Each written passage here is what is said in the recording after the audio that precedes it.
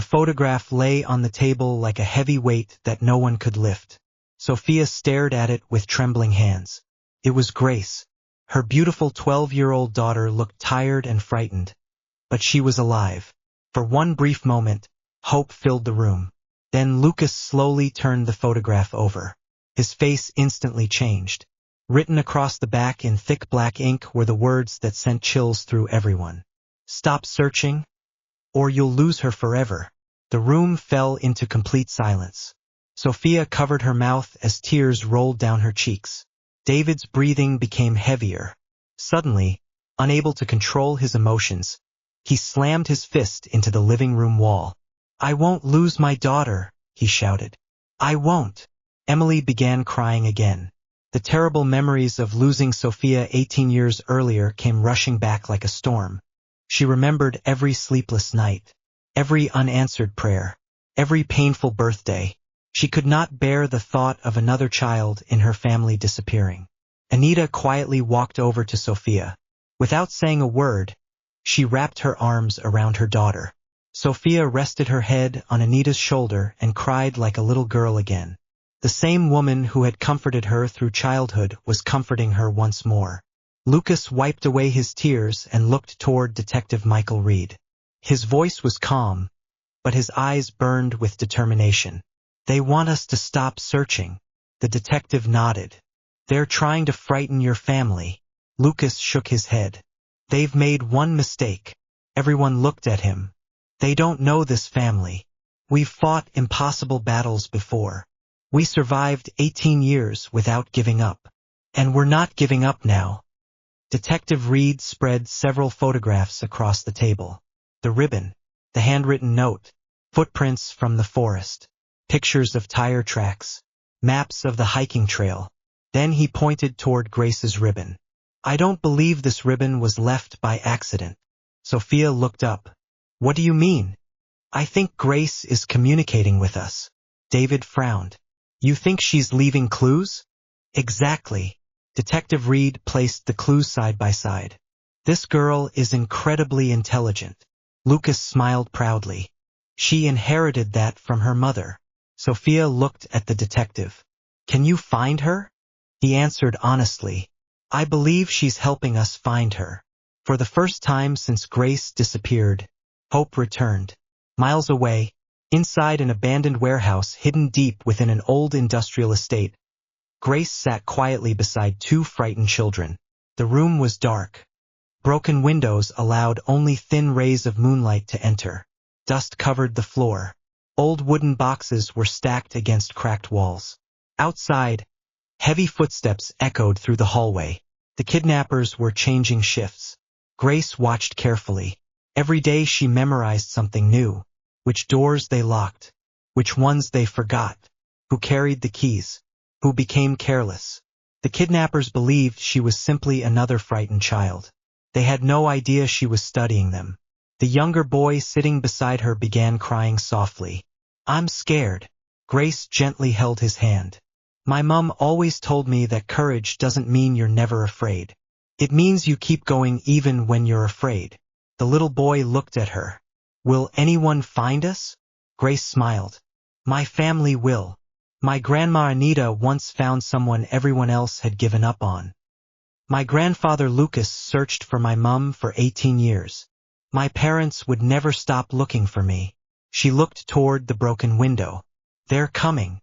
The little girl beside her whispered. "How do you know?" Grace smiled again. "Because love never gives up." The children slowly stopped crying. Even in the darkness, Grace gave them hope. The following morning, breakfast was thrown carelessly onto the floor.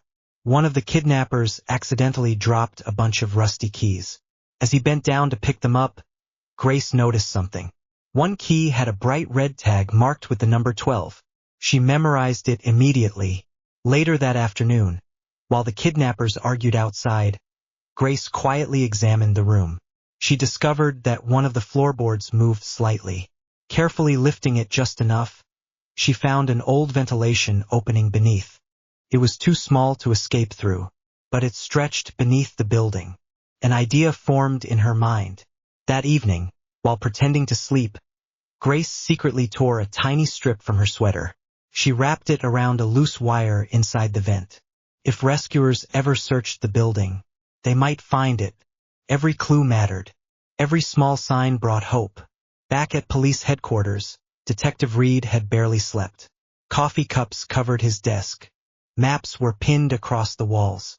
Photographs filled an entire investigation board. Every officer had begun studying Grace's clues. One detective walked over. "Sir, I think we've searched everywhere." Reed shook his head. "No, we've searched where criminals expect us to search." He pointed toward Grace's ribbon. "This child is trying to guide us." He carefully placed every clue onto a large map. Ribbon, footprints, the direction of the school trail, witness statements. Then he stepped backward. His eyes widened. "No!" Another detective looked confused. "What is it?" Reed drew several lines across the map. "They're not random." Lucas leaned forward. "What do you see?" Detective Reed pointed toward a forgotten industrial district on the outskirts of the city. "Every clue points here." Sophia's heart began racing. "That's where Grace is?" "I'm not certain. But if I'm right, we're closer than we've ever been." Lucas immediately stood. "Let's move." That night, while everyone prepared for another search, Anita quietly entered the small chapel beside the hospital. The room was empty. Only a few candles flickered softly. She knelt before the altar. For a long time, she said nothing. Then tears rolled down her face. "Lord, 18 years ago you placed baby Sophia in my arms. I didn't know why, but I trusted you. You brought our family back together. Please, bring Grace home too." The silence felt endless. Then Anita remembered something. The day she found baby Sophia, she had almost walked past the crying she heard. If she had ignored it, everything would have been different. She stood slowly. A strange peace filled her heart. When she returned home, everyone noticed the change. Sophia asked softly, "Mom, are you okay?" Anita smiled gently. "Yes. I don't know when. I don't know how. But Grace is coming home." Sophia searched her mother's face. "How can you be so sure?" Anita took both of her hands. "Because miracles don't always happen once. Sometimes, they happen again." At that very moment, miles away inside the abandoned warehouse, Grace quietly opened her hand. Hidden inside was something she had secretly taken from one of the kidnappers. A small metal key. She looked toward the sleeping children, then toward the locked door. Her heart pounded. Tonight, everything was about to change. The tiny metal key felt cold in Grace's trembling hand. She held her breath. Outside the room, silence filled the abandoned warehouse. For the first time since she had been taken, the kidnappers sounded relaxed. They believed their threatening letter had frightened Sophia's family into giving up. They were wrong. Very wrong. Grace closed her fingers tightly around the key. "This has to work," she whispered. The two younger children looked at her with frightened eyes. "Are we going home?" the little girl asked softly. Grace smiled, even though fear filled her heart. "Yes. I don't know if it will be today. But I promise you, we're not giving up." When the building became quiet, Grace slowly crawled toward the locked door. Her hands were shaking. She carefully pushed the key into the old lock. For one terrifying second, nothing happened. Then, click, the door unlocked. Grace froze. She couldn't believe it. It worked. She slowly opened the door just enough to peek outside. The hallway was empty. Old lights flickered above broken concrete floors. The building looked like it had been abandoned for years. She motioned for the younger children to follow her. Barefoot, they walked quietly through the hallway. Every small sound made their hearts race. Suddenly, voices echoed nearby. The kidnappers were talking. Grace quickly led the children into an empty storage room. Inside, she discovered dozens of dusty boxes. While searching for another exit, something caught her attention. A large wall map. Several locations had been marked with red circles. There were names, dates, photographs. Grace's eyes widened. Those weren't just random places. They were schools, children's parks, community centers. The kidnappers were planning to abduct more children. Grace quickly pulled a small notebook from one of the shelves. She tore out a page. Using a broken pencil, she copied everything she could remember. Then she folded the paper and hid it inside her shoe. "If we get out," she whispered to herself, "the police will need this." She wasn't just trying to save herself anymore. She was trying to save countless other children. Meanwhile, Detective Michael Reed stood before more than 50 police officers. Behind him, a giant map covered the wall. "I've reviewed every clue Grace left behind." He pointed to several locations. "The ribbon, the footprints, the handwritten note. They all point toward one abandoned industrial district." Lucas stood beside him. "When do we leave?" Reed answered without hesitation. "Right now." Within minutes, police vehicles filled the station parking lot. Special tactical officers prepared their equipment. Search dogs were loaded into vehicles. A rescue helicopter lifted into the night sky. Sophia silently watched everything. She closed her eyes. "Please, bring my daughter home." Back inside the warehouse, Grace finally found a back door. It opened into an overgrown field behind the building. Fresh air rushed across her face. She smiled. "We're almost free." The three children stepped outside. For several wonderful seconds, everything felt peaceful. Then, a loud shout shattered the silence. There they are. One of the kidnappers had spotted them. Immediately, several men began running toward the children. Grace grabbed both children's hands. "Run!" They sprinted across the field. Branches scratched their arms. Tall grass slowed their feet. The kidnappers were gaining on them. The younger boy stumbled and fell. Grace immediately stopped. Instead of leaving him behind, she lifted him back onto his feet. "We stay together." The kidnappers came closer. One reached out. Just as he was about to grab Grace, a bright spotlight suddenly lit the entire field. The kidnappers looked up. Police helicopters. Searchlights swept across the darkness. Then loudspeakers echoed through the night. "This is the police. Drop your weapons. You are surrounded." The kidnappers panicked. Some tried to escape. Others ran back toward the warehouse. Grace hugged the younger children tightly. "We're safe." Police officers rushed across the field. One officer wrapped a warm blanket around Grace's shoulders. Another carried the younger children to safety. Detective Reed smiled as he approached Grace. "You did an incredible job." Grace reached into her shoe. "I found something." She handed him the folded paper containing the kidnappers' plans. The detective unfolded it. His eyes widened. This will save many lives." At that very moment, Sophia's car arrived. Before it had even stopped moving, she jumped out. "Grace!" Grace turned. "Mom!" Mother and daughter ran toward each other. Sophia fell to her knees and held Grace so tightly that neither wanted to let go. "I thought I'd lost you." Grace buried her face against her mother's shoulder. "I knew you'd come." David reached them seconds later. He wrapped both of them in his arms. For several moments, nobody spoke. They simply cried together. Lucas stood nearby wiping tears from his eyes. Emily held Anita's hand. Years earlier, they had stood in another place, searching desperately for another missing child. Tonight, history had been rewritten. This time, love had won. The two younger children were also reunited with their families. Their cries of joy filled the night. Even many police officers couldn't hold back their tears. Detective Reed quietly walked over to Lucas. "You were right." Lucas looked at him. "About what?" "Your family. They never gave up." Lucas smiled. "No. We learned that from Anita." Everyone turned toward Anita. She slowly walked to Grace. Without saying a word, she kissed her granddaughter's forehead. "My brave little girl." Grace smiled through tears. "I remembered what you always taught, Mom." Anita looked surprised. "What was that?" Grace squeezed her grandmother's hand. "When life gives you a chance to help someone, never walk away." Anita could no longer hold back her tears.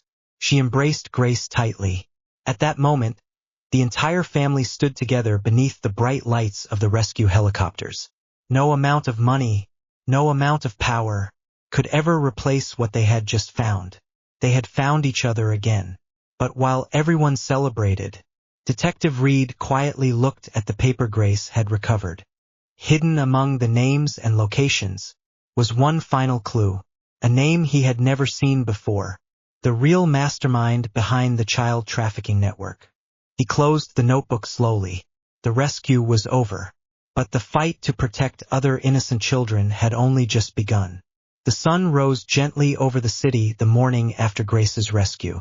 For the first time in weeks, Sophia woke up without fear. She quietly walked into Grace's bedroom. Her daughter was sleeping peacefully, hugging the teddy bear Anita had given her years earlier. Sophia sat beside the bed and gently brushed Grace's hair away from her face. Tears filled her eyes. Not tears of sadness, tears of gratitude. She whispered softly, "Welcome home, my baby." Grace slowly opened her eyes. Seeing her mother sitting there, she smiled. "I knew you'd come for me." Sophia couldn't stop herself. She hugged Grace again. "My brave girl. I will never stop looking for you." Grace smiled. "I know." Within days, Grace's courage became national news. Every television station carried the story of the 12-year-old girl who had protected two frightened children while secretly leaving clues for rescuers. People across the country admired her bravery. Journalists called her the little hero. Schools invited her to speak. Parents wrote letters thanking her for giving hope to families with missing children. But Grace always gave the same answer. "I'm not a hero.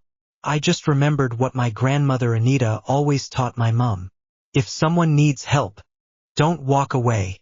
When Anita heard those words during a television interview, she quietly wiped tears from her eyes. She had never imagined that one decision she made many years ago in an airport would inspire another generation. Meanwhile, Detective Michael Reed and his team used the information Grace had hidden inside her shoe to rescue several more children before they could be taken. Many dangerous criminals were arrested. Parents who had almost lost hope were finally reunited with their sons and daughters. The entire country celebrated. A few weeks later, the Anita Okoro Foundation organized a special celebration. Families from across the country gathered. Many of them had once received help from the foundation. Children laughed as colorful balloons floated into the sky. Each photograph represented another life changed by Anita's love. When the final picture appeared, the audience stood to their feet. A standing ovation echoed across the hall. Lucas walked onto the stage carrying a beautiful golden plaque. With tears in his eyes, he said, "Years ago, you believed you rescued one little girl." He smiled at Sophia. "But because of your love, you rescued thousands." Anita covered her face as tears streamed down her cheeks. The audience applauded even louder. That evening, after the celebration ended, Grace and Anita sat together in the foundation's beautiful garden. The stars sparkled brightly above them. Grace rested her head on Anita's shoulder. "Grandma, when I grow up, I want to help children too." Anita smiled warmly. "I know you will." Grace looked up. "I've been thinking. When the police rescued us, some of the children had nowhere to go. They were scared. I don't want any child to feel that way again." Anita gently held Grace's hand. "You already have the most important gift." Grace looked curious. "What gift?" "A kind heart. No amount of money can replace that." Grace smiled. "I learned it from you." The two sat quietly beneath the stars. Neither realized Sophia had been standing nearby. She had heard every word. Tears filled her eyes. The kindness that Anita had once given to her was now living inside Grace. 1 year later, the Anita Okoro Foundation officially opened a brand new children's home. It was larger than anyone had imagined. Bright classrooms, a beautiful playground, a library, a medical clinic, safe bedrooms filled with colorful toys, everything a child could dream of. People traveled from different countries to attend the opening ceremony. Lucas smiled proudly as he looked around. This is the greatest investment I've ever made. Emily nodded. And the most meaningful. Sophia, now a respected doctor, volunteered her time at the Foundation's clinic every weekend. David provided free medical care for rescued children. Grace spent every Saturday reading stories, playing games, and helping younger children feel safe. The Foundation had become more than a building. It had become a family. Then something unexpected happened. A social worker entered carrying a tiny baby wrapped in a soft white blanket. The room became silent. The little baby had been found abandoned during the previous night. The social worker gently placed the baby in Anita's arms. For a long moment, nobody spoke. Anita looked down at the sleeping child. Memories flooded back. She remembered another night, another abandoned baby, another impossible decision. Grace looked at her grandmother. What will happen to the baby? Anita smiled lovingly. This child has already found something priceless. Grace looked puzzled. What is it? Anita kissed the baby's forehead. A family. Sophia stepped forward and gently touched the baby's tiny hand. Lucas and Emily smiled through tears. David wrapped an arm around Sophia. The family gathered together, surrounding the child with love, just as they had done many years before. The camera of a nearby journalist captured the beautiful moment. The photograph appeared on newspapers around the world the following morning. The headline read, "One woman's kindness continues to change lives."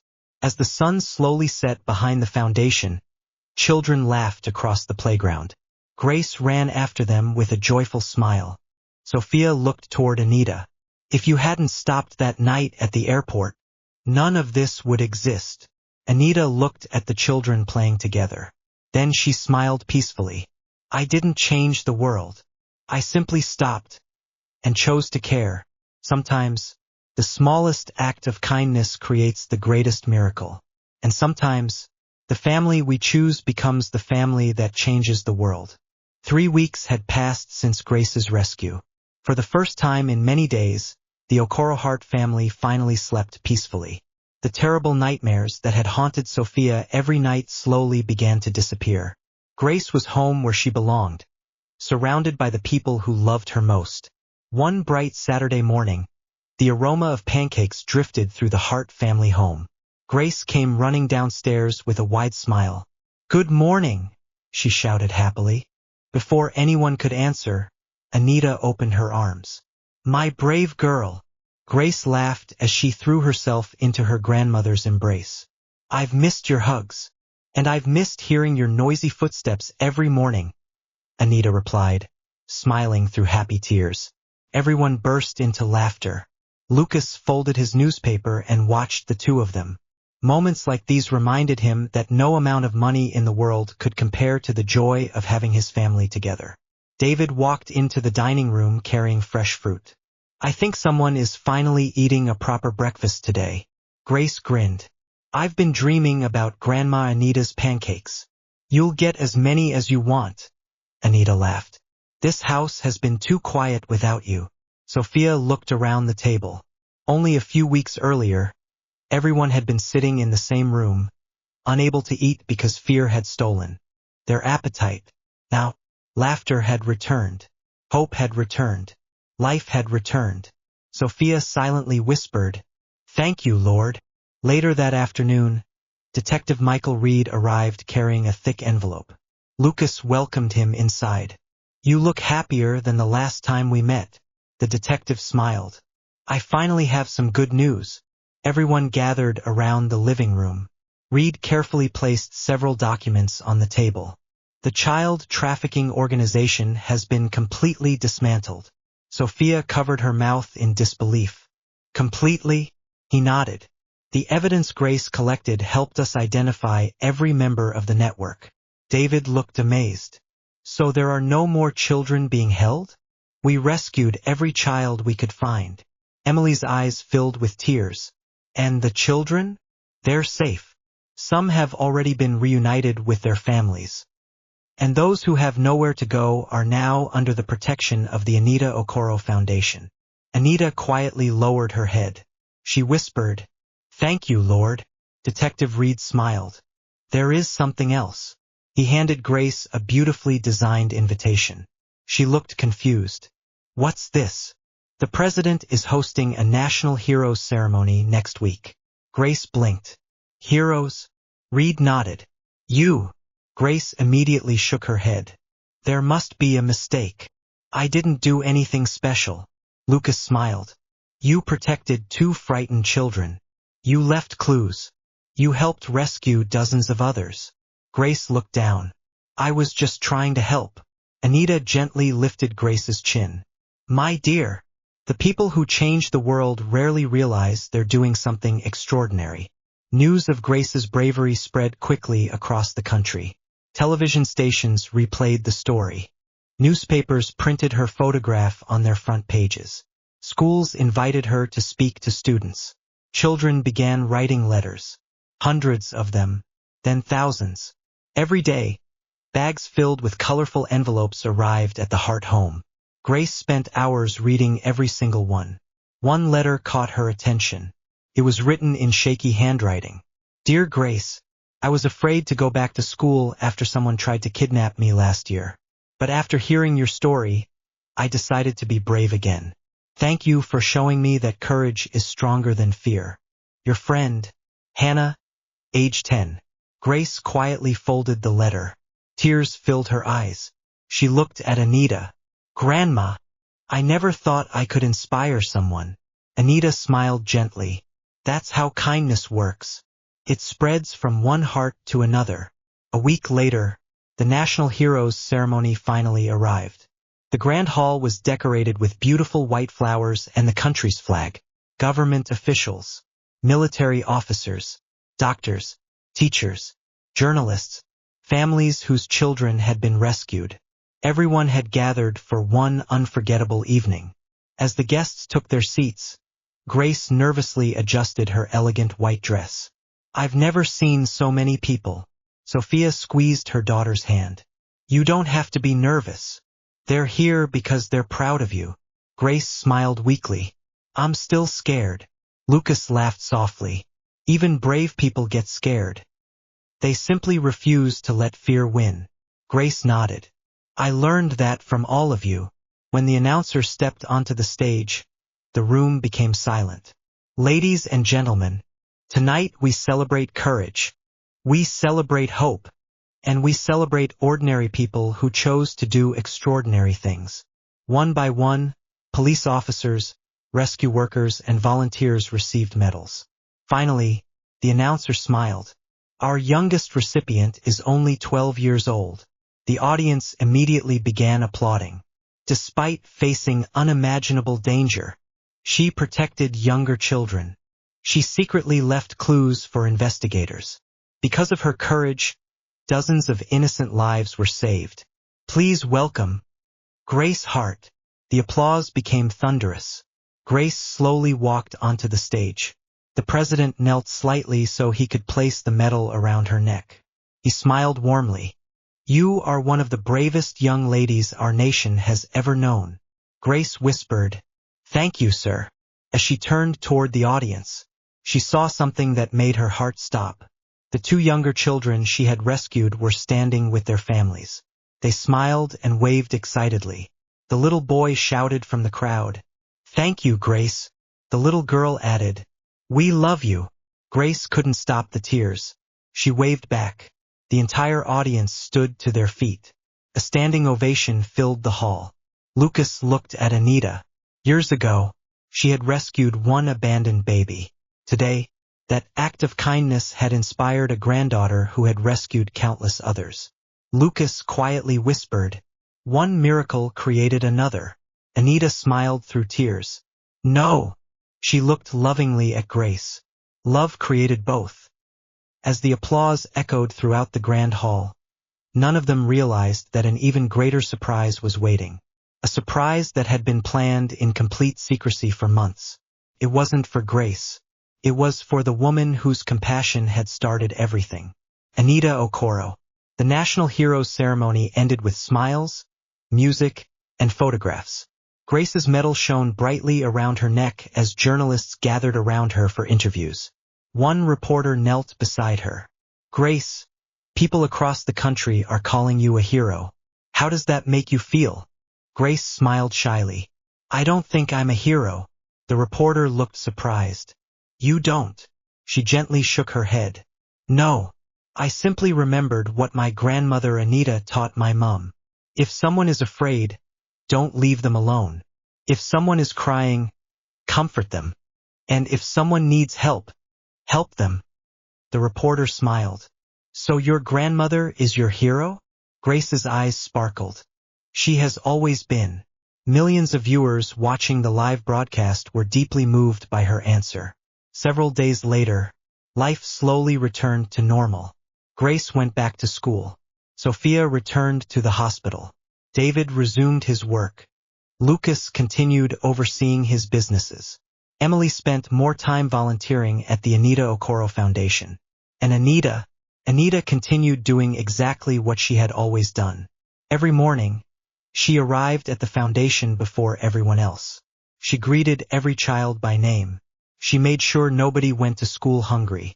She sat with frightened children until they smiled again. To Anita, none of it felt extraordinary. She believed she was simply doing what any mother would do. What she didn't know was that Lucas, Sophia, Emily, David, Grace, and Detective Reed had been secretly planning something unforgettable. One afternoon, Lucas invited Anita to lunch. There's someone I'd like you to meet, he said with a smile. Anita laughed. Lucas, every time you say that, it turns into a surprise. He smiled innocently. This time it's just lunch. She looked at him suspiciously. I don't believe you. Grace giggled. Grandma, just come with us. Anita finally agreed. All right, but if this is another surprise, I'm going home. Everyone exchanged secret smiles. An hour later, their cars stopped in front of the largest convention center in the city. Anita looked around. This doesn't look like a restaurant. Lucas scratched his head dramatically. Oh, I must have taken the wrong turn. Grace burst into laughter. Emily quickly covered her mouth to hide her smile. Anita folded her arms. I knew it. Lucas finally admitted defeat. Fine. It's not lunch. What is it? Anita asked. You'll see. As they walked toward the entrance, the large doors slowly opened. The moment Anita stepped inside, she stopped walking. The enormous hall was filled with people. Hundreds, no, thousands of people. Beautiful flowers decorated the stage. A choir softly sang in the background. Large screens displayed photographs from Anita's life. There she was, wearing her old airport cleaner's uniform. There she was, holding baby Sophia for the first time. There she was, watching Sophia graduate. There she was, opening the Anita Okoro Foundation. Anita covered her mouth. What is all this? Suddenly, every person in the hall stood to their feet. Thunderous applause echoed through the building. Anita looked completely overwhelmed. Grace gently squeezed her grandmother's hand. Grandma, this is for you. The master of ceremonies stepped onto the stage. Ladies and gentlemen, today we honor a woman who never believed she was extraordinary. A woman who never sought fame. A woman who never expected recognition. Many years ago, she was simply an airport cleaner trying to survive. One rainy evening, she heard the cry of an abandoned baby. The hall became completely silent. She could have continued walking. Nobody would have blamed her. But instead, she stopped. She picked up that child. And in doing so, she changed history. Anita's tears began falling. The audience applauded again. The speaker continued. Because she chose compassion over convenience. A lost child found a mother. A grieving father found his daughter. A broken family became whole again. And thousands of abandoned and vulnerable children found hope. The applause grew even louder. Then something Anita never expected happened. The presenter smiled. We have invited some very special guests today. The lights dimmed. A video began playing. One by one, people appeared on the screen. A young doctor, a teacher, pilot, a police officer, a lawyer, a nurse, an engineer. Each person smiled into the camera. My name is Dr. Sarah. When I was 6 years old, I lost my parents. The Anita Okoro Foundation paid for my education. Today I save lives because someone believed in me. The next person appeared. My name is Emmanuel. I lived on the streets.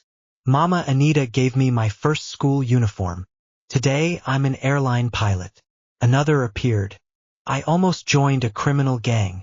Mama Anita gave me a second chance. Now I'm a police officer protecting children. Another. I had nobody. She became my family. The video continued. Dozens, then hundreds, of stories. Every single one ended with the same words. Thank you, Mama Anita. By the time the video ended, there wasn't a dry eye in the hall.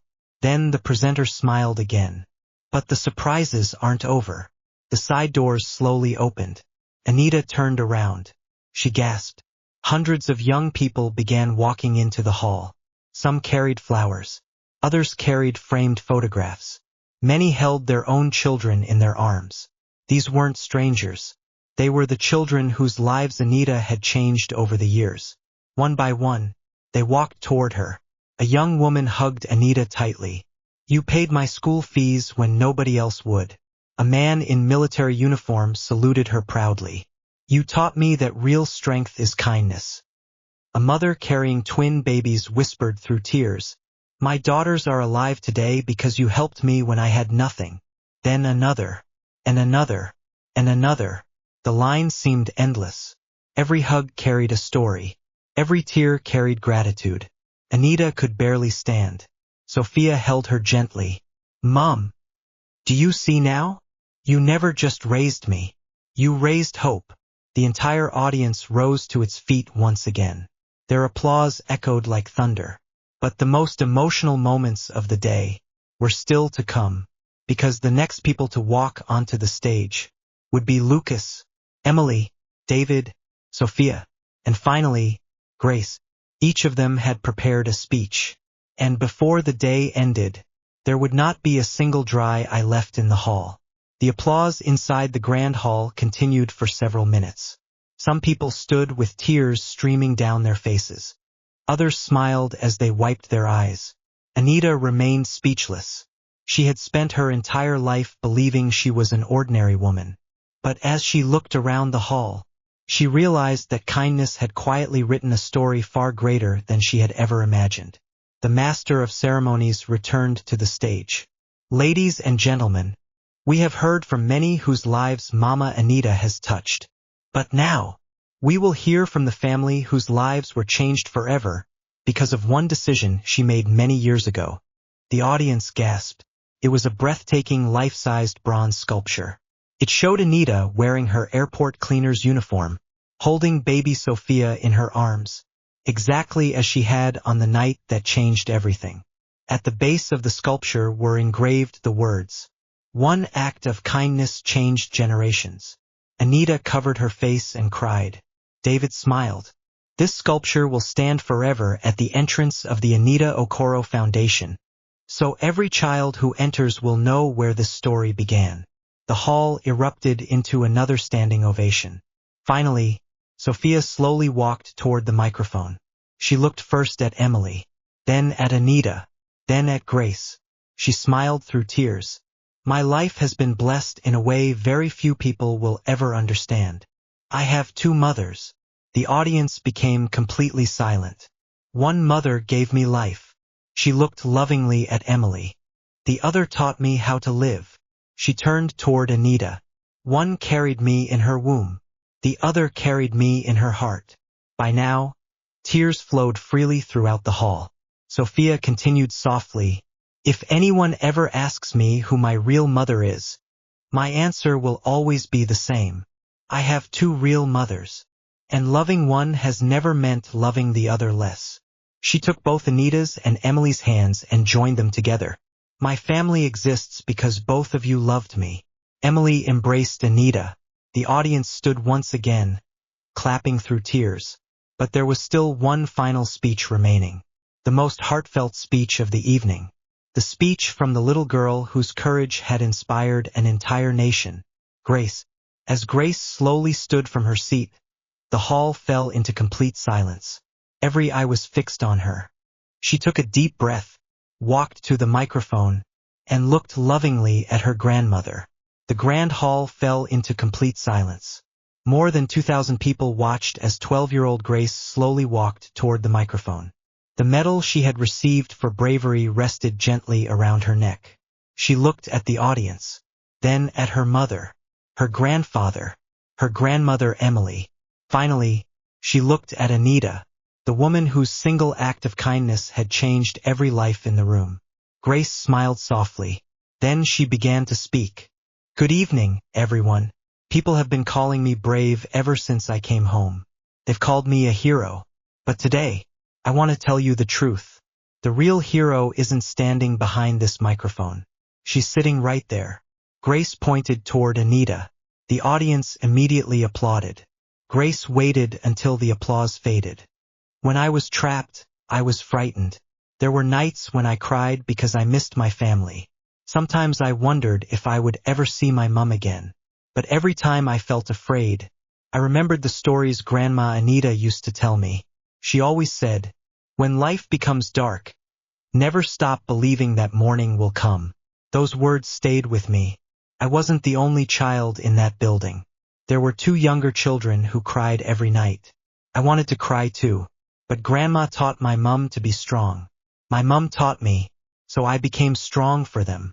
Not because I wasn't afraid, but because love is stronger than fear." Many people in the audience wiped away tears. Grace continued. "My grandfather searched for my mom for 18 years.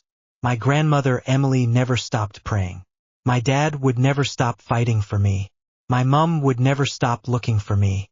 And Grandma Anita, she never stopped believing. When I saw everyone rescue me, I realized something. Our family isn't held together by money. It isn't held together by our name. It's held together by love." Grace turned toward Anita. "Grandma, years ago you heard the cry of one abandoned baby at an airport. You could have walked away. Nobody would have blamed you. But you didn't. Because you picked up that baby. My mom lived. Because my mom lived, I was born. Because I was born, I had the chance to save 2 other children. Grandma, your kindness didn't stop with one baby. It reached me. It reached those children. And today, it has reached thousands more." The audience was openly crying. Grace's voice trembled. "I want to make you a promise.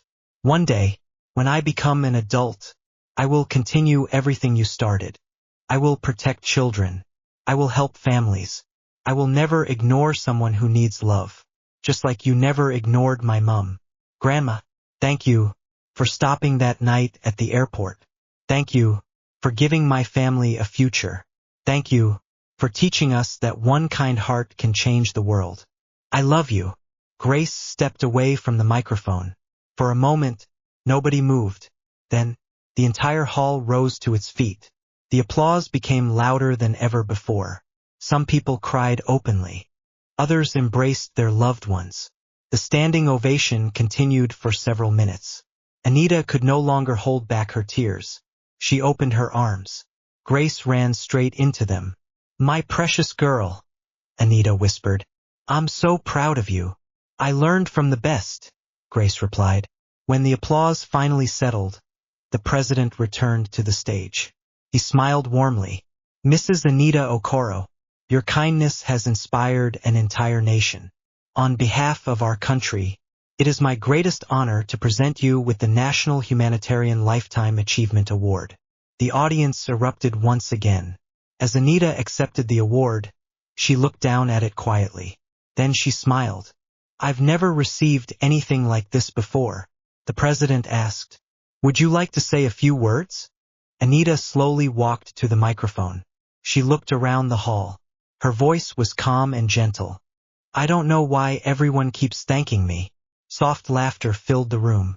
"I simply did what I hope anyone would do. That night at the airport, I didn't see a rich man's child. I didn't see a poor child's future. I only saw a baby who needed someone to hold her." She paused. "If you remember anything from my story, please remember this. Kindness doesn't ask for permission. Love doesn't wait for the perfect moment.